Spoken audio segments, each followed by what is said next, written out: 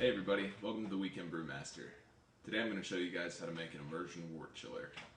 So as many of you guys know, as soon as you're done boiling your wort, you want to chill it as quickly as possible. This will help you avoid contamination, and it'll also result in a less hazy and clearer beer.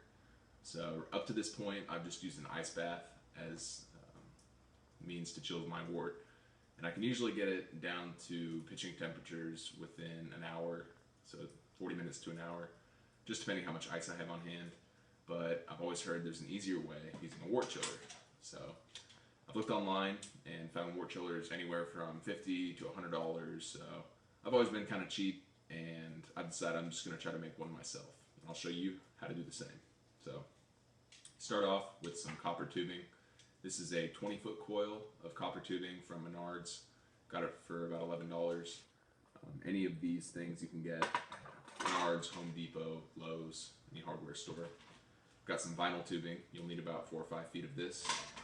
Some hose clamps. I have 3 of these.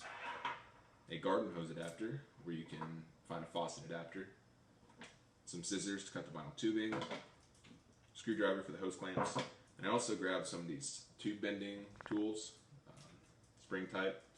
And copper tubing is really easy to kink, I've heard, so I went ahead and grabbed these. It was $10 for 4 of them, so hopefully I can avoid that. One more optional tool is an ice cold homebrew to remind you why you're doing this in the first place. So, one thing you want to do with your wort chiller, you want to make sure it fits inside your brew pot. This is mine. I've got a little bit of room to work with, so I'm going to go ahead and use this paint can to coil my tubing around and hopefully get a uniform circle. So, got everything here, so let's get started.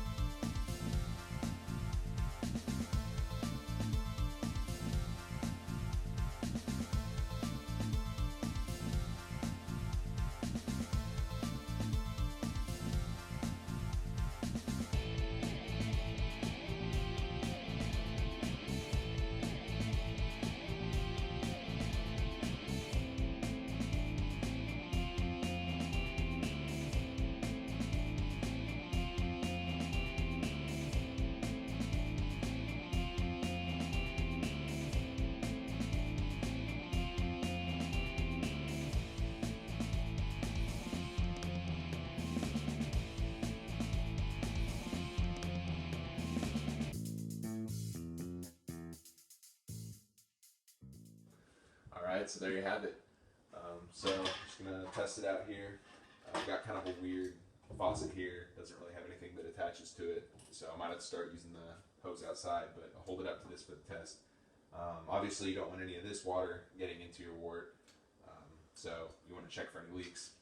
So to test that, I'll hold this against it. Alright, there we go. And you have your water coming out this side, which will drain into the sink.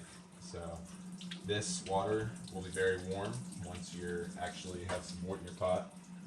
These coils will remove all that heat, and you should I'll also add some ice in here just to speed up the process, but this should definitely make it quicker. So there you have it, a homemade wort chiller. So if you have any questions or comments, feel free to reach out in the questions or comments tabs, or just leave a comment below. So thanks a lot for watching. Cheers.